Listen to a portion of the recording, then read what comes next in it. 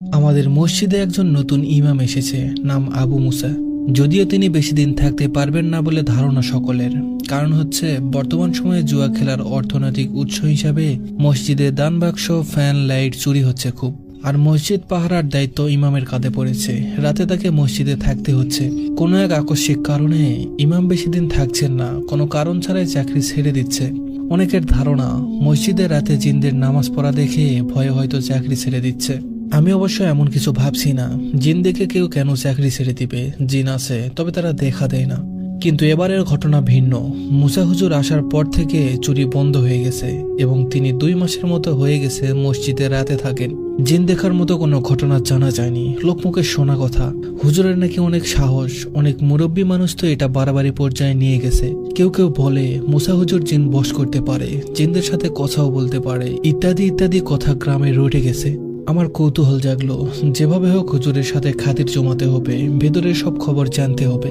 তার আগে বলে রাখি, আমি এই শুক্রবার তার পরের শুক্রবার জুমার নামাজ পড়ি। ওয়াক্তের নামাজ আমার পড়া হয় না, পড়তে চাই, এখন না তখন করে পড়া হয় না। এজন্য হুজুর আমাকে চেনে না সেভাবে। তো রমজান মাস আসায় আমি রোজা রাখছি, নামাজে যাওয়ার ইচ্ছে 5 ওয়াক্ত। বেশিরভাগ সময় মসজিদে কাটানোর ফলে হুজুরের সাথে পরিচয় ভালোই জমে উঠেছে আমার। তার সাথে পরিচয় হয় বুঝলাম তিনি অনেক জ্ঞানী এবং বুদ্ধিমান একজন মানুষ। জ্ঞানী বলছি কেন সেটার ব্যাখ্যা করছি। আমি তাকে বিভ্রান্ত করার জন্য প্রশ্ন করলাম, হুজুর, আল্লাহ তো আমাদের মানুষের অলৌকিক কিছু দেখায় না, তাই না? এই যেমন ধরেন, আমরা ছোট থেকে বড় হই, কোনোদিনকে আমরা দেখেছি আমাদের হাত পা হঠাৎ চোখের সামনে 2 ইঞ্চি লম্বা হয়েছে? হয়নি। কিন্তু আবার গাছের পাতা হয়, ফুল হয়, ফল হয়, বড় হয় আমাদের সামনে, কিন্তু হঠাৎ করে বড় হয় না।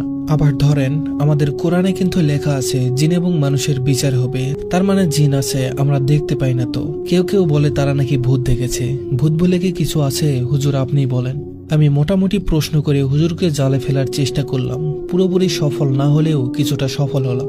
হুজুর মুচকি হেসে বললেন, তুমি পড়াশোনা করো কি নিয়ে? আমি কিছুটা অবাক হয়ে মনে মনে বললাম, কিসের মধ্যে কি, পান্তাবাতে কি? তারপর নিজেকে সামলে নিয়ে উত্তর দিলাম, রাজনীতি নিয়ে পড়াশোনা করি, অনার্স 1ম বর্ষ। হুজুর বললেন, তাহলে তোমাকে যুক্তি দিয়ে বোঝাই, আমরা সবাই মানুষ, সবাইকে আল্লাহর ইবাদত করি? আমি বললাম, না, অনেকে আছে নাস্তিক, আবার অনেকে মূর্তি পূজা করে, কেউ খ্রিস্টান, আরো অনেক ধর্ম বেছে নিয়েছে এই একই মানুষ। হুজুর আমার থেকে আশানুরূপ উত্তর পেয়ে আরো বেশি আগ্রহ নিয়ে কথা বলতে লাগলেন। এবার বলো তো, মানুষ কি সবাই ভালো? আমি এবার আরো গুছিয়ে প্রস্তুতি নিয়ে উত্তর দিলাম, না, সবাই ভালো না। ভালো মানুষের সংখ্যা খুব কম। মানুষ খারাপ বেশি, সুদখোর, ঘুষখোর, ধান্দাবাজ, চোর। মানুষ মানুষের ভালো দেখতে পারে না, সবসময় ক্ষতি করার চেষ্টা করতে থাকে। মসজিদ থেকে পর্যন্ত চুরি করছে, এমন পর্যায়ে চলে গেছে, এমনকি মসজিদের জুতাও চুরি করে। হুজুর বললেন, জিনদের মধ্যেও তেমন ভালো মন্দ আছে। ভালো জিন আমাদের মতো ইবাদত করে। তাদের সময় রাত 12টা থেকে ফজরের আজানের আগ পর্যন্ত। তারা মসজিদে এসে নামাজ পড়ে, অনেকে সেটা দেখেছে। শুনে দেখো তুমি। আর খারাপ জিন তারা সুযোগ পেলেই মানুষের সামনে দেখা দেয়, বিভিন্ন বেশে ভয় দেখানোর চেষ্টা করে। তাদেরকে আমরা ভূত বলি, পেতনি বলি। এবার কি তোমার উত্তর তুমি পেয়েছো? বললাম, জি হুজুর, তবে আমার এখনো একটা প্রশ্ন বাকি আছে, না করলে মনের মধ্যে খচখচানিটা থেকে যাবে। হুজুর বললেন, তোমার প্রশ্ন কি? আমি বললাম, আপনি মসজিদে কখনো জিনদের নামাজ পড়া দেখেছেন? হুজুর বললেন, প্রায় দেখি, নামাজে দাঁড়ানো অবস্থায়ও দেখেছি। আমি বললাম, হুজুর, আপনার ভয় করে না? আমি হলে তো ভয়ে মরে যেতাম। হুজুর বলল, আমি আমল করি, সবসময় পাক থাকার চেষ্টা করি।